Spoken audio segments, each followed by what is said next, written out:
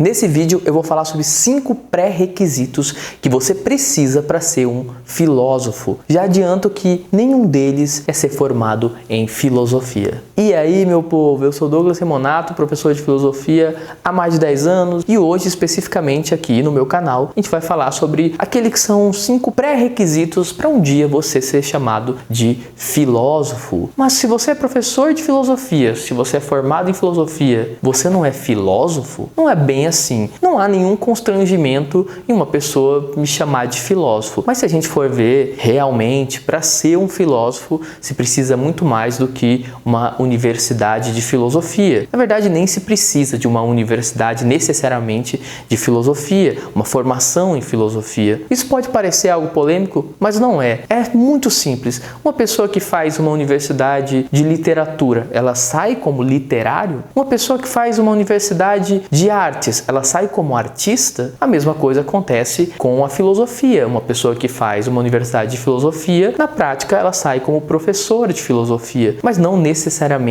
como filósofo estrito sensu. Sabendo disso, o que realmente é necessário para uma pessoa ser chamada de filósofa? Eu trago aqui 5 pré-requisitos para que você possa ganhar esse título. Lembrando que quem dá esse título não é uma pessoa, um grupo específico, não é outro grupo de filósofos, mas a própria história acaba dando esse título. Então vamos lá. Primeiro pré-requisito: enfrentar o misoneísmo. O que é misoneísmo, professor? Misoneísmo é a aversão natural que nós temos a tudo que é diferente ao que nós já temos como convicção. Então o misoneísmo é na verdade uma resistência a um pensamento novo, a um pensamento diferente, a uma ideia diferente. É muito difícil quando a gente recebe alunos de uma aula de filosofia e o que eles querem na aula de filosofia é apenas uma confirmação do que eles já acreditam. Ou seja, eles estão presos no misoneísmo. Eles não querem ter acesso a uma ideia nova. Isso mesmo, às vezes não querem nem mesmo ter acesso a essa ideia. Não vão ler nenhum livro de um autor ou de alguém que fala ou pensa diferente deles. Não estão abertos a uma mudança de perspectiva. Então todo pensamento diferente já é taxado, ridicularizado. Há uma aversão natural. Isso é muito comum hoje nas redes sociais. Qualquer pessoa que apresente um argumento, uma ideia, uma posição, às vezes até fatos que vão contra as nossas convicções, a nossa tendência meio que natural é ir previamente contra a pessoa e o argumento dela.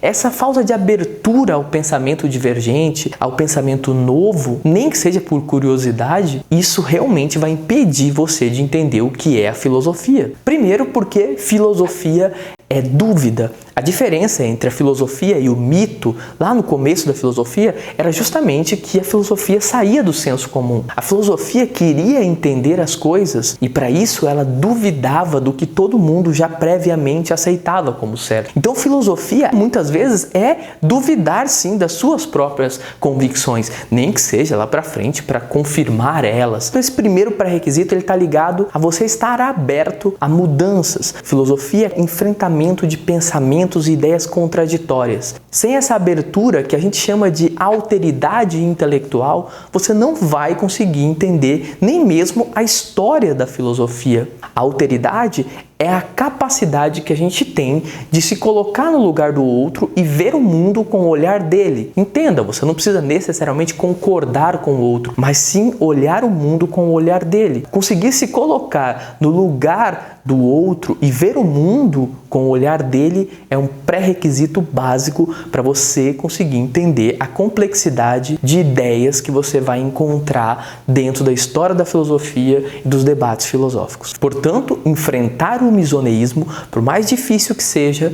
é um pré-requisito, não só para ser filósofo algum dia, mas sim para ser um estudante de filosofia. E com essa ideia de estar aberto à mudança, nós vamos para o segundo pré-requisito. O segundo pré-requisito para você ser um dia um filósofo é você iniciar um processo que nós chamamos de desbanalização do mundo. O que significa essa palavra, professor? Desbanalização. Vamos à raiz dela. banal. O que é uma coisa banal? Se você pensou que uma coisa banal é aquilo que não tem valor ou não tem importância, não é bem isso. Banal é aquilo que você não dá importância, é aquilo que você não observa mais com atenção, com cuidado. Olha ao seu redor onde você está. Há vários objetos e coisas que você realmente não presta atenção, porque essas coisas são banais. Ainda mais se você estiver agora no seu quarto ou na sua casa, o que você está vendo aí você vê sempre. Então as coisas começam a se tornar banais, você já não presta mais atenção. E a filosofia é justamente o processo de desbanalização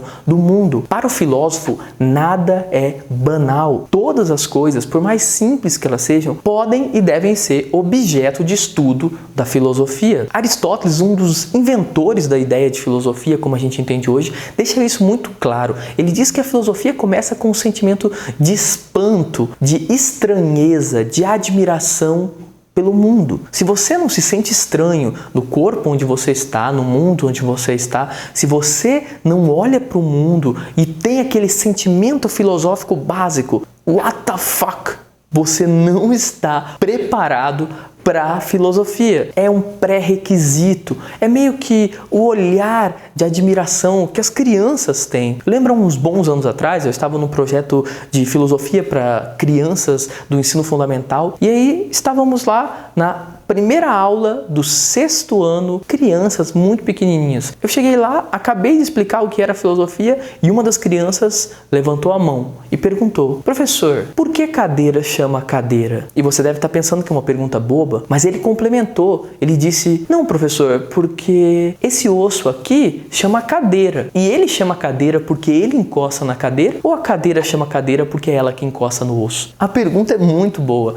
E esse olhar que a gente tem quando criança e que vai perdendo quando vai crescendo, isso é um pré-requisito para a filosofia como um todo. É muito triste esse processo onde nós vamos ligando quase que o piloto automático e todo o pôr do sol é só mais um pôr do sol, todo dia é só mais um dia. Nesse processo, a gente banaliza o mundo e não consegue mais ver nem a profundidade, nem a beleza que ele tem a oferecer. Um filósofo não só começa a filosofar por causa do espanto, da curiosidade, da angústia de querer entender mais, mas esse espanto, essa curiosidade, essa angústia vão carregar ele. Ela é o motor de todo o filósofo, durante todo o percurso filosófico, não só no começo. O filósofo tem que continuar com esse olhar, com essa busca, com esse processo de desbanalização do mundo. E ele estaria buscando exatamente o quê? O que busca um filósofo? Vamos para o nosso terceiro pré-requisito. Para ser um filósofo, você precisa necessariamente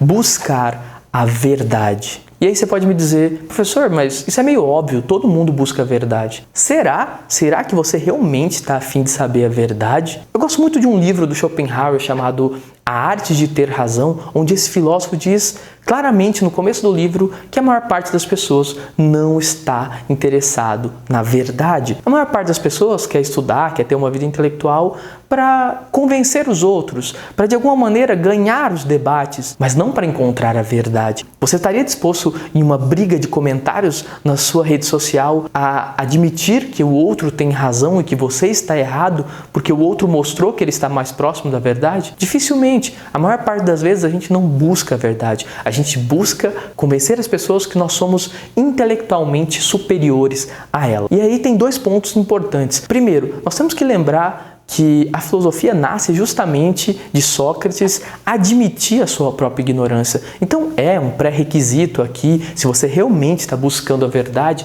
admitir que você não sabe de tudo, dizer eu não sei. Essa é a base da filosofia, admitir que você é ignorante, não buscar a filosofia só por vaidade intelectual, porque isso não faz o menor sentido. A filosofia é uma busca pela verdade que tem como único objetivo justamente saciar essa busca, a busca de algo que esteja mais próximo da realidade. Portanto, filosofia não é feita de debates atrás de debates para ver como um ringue, quem ganha do outro. Hoje é muito comum nas nossas redes sociais começar a pensar que o filósofo é aquele que vence os debates, tem o melhor argumento, mas isso está muito mais próximo aos sofistas, o grupo que Sócrates denunciava, justamente dizendo eles não buscam a verdade. Mesmo o filósofo mais relativista, no fundo, está tentando encontrar a realidade, a verdade. A pergunta que fica agora é como buscar a verdade. A religião tem um método para isso, a ciência tem seu método para isso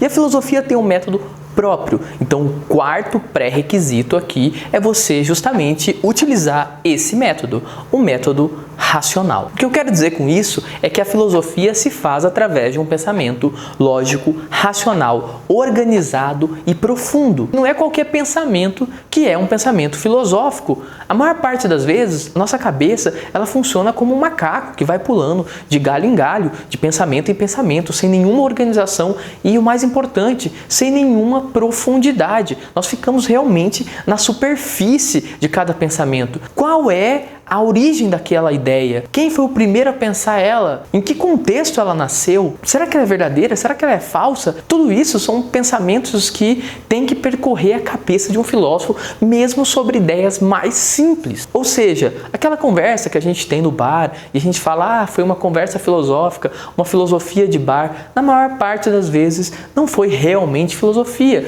porque ela se pautou mais nas reflexões, nas perguntas ou em respostas muito vagas, muito superficiais. A filosofia também é conhecida como ciência das causas, porque ela vai à raiz, à causa de cada ideia, de cada pensamento, tentando entender realmente, através da razão, se aquela ideia é palpável, se ela é real, se ela é verdade. Repito, não é qualquer pensamento que é filosófico, ele tem que ser organizado, profundo e racional. Portanto, filosofia, ela não é difícil, mas a filosofia dá trabalho. E vamos para o nosso último pré-requisito para você ser um filósofo. Esse é o pré-requisito mais importante. Por quê? Porque enfrentar o misoneísmo, estar aberto à mudança, ter um olhar de desbanalização do mundo, buscar a verdade e usar um método racional é um pré-requisito para você ser um estudante de filosofia. Não só para você ser um filósofo, mas para passar dessa etapa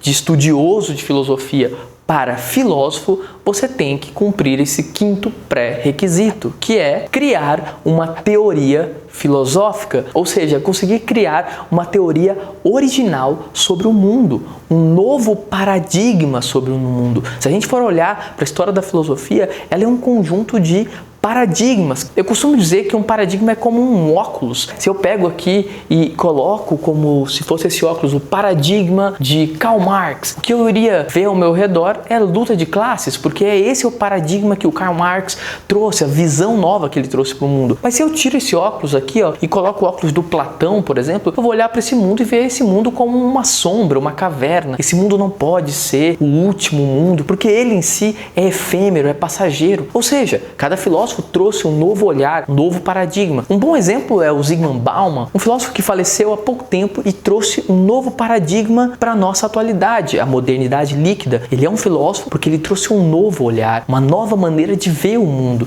Então, para você realmente ser um filósofo, você tem que não só escrever suas teses, não só escrever seus artigos científicos, que na maior parte das vezes são nota de rodapé de outros artigos científicos, de outros artigos filosóficos, e sim conseguir criar uma teoria. Por isso que eu digo que não necessariamente se tem que fazer uma faculdade de filosofia para ser um filósofo. Um filósofo, na minha visão, ele funciona quase como um farol para o mundo, sabe? Tem sempre um ponto que ninguém está olhando para lá, que ninguém está enxergando, e o filósofo coloca o seu olhar ali, coloca a luz ali e faz a gente perceber algo de maneira totalmente nova, de maneira totalmente diferente. Essa é a base para a gente poder chamar alguém de filósofo. Portanto, um filósofo é aquele que de alguma maneira conseguiu mudar o mundo. Sim, porque ideias mudam o mundo. É isso. Espero que esse vídeo tenha deixado claro os pré-requisitos pré-requisitos aí para você ser um estudante de filosofia e para você ser um filósofo. Se você se interessa por esses assuntos, se você quer saber mais sobre o que é filosofia, eu gravei um vídeo aí sobre o que é filosofia, onde eu faço um pequeno resumo de toda a história da filosofia e eu falo de maneira simples e profunda qual é a melhor definição, ao meu ver, da filosofia. Se você está interessado, o link está aqui em cima, o link também está aqui embaixo. É isso, espero vocês nos próximos vídeos e até logo!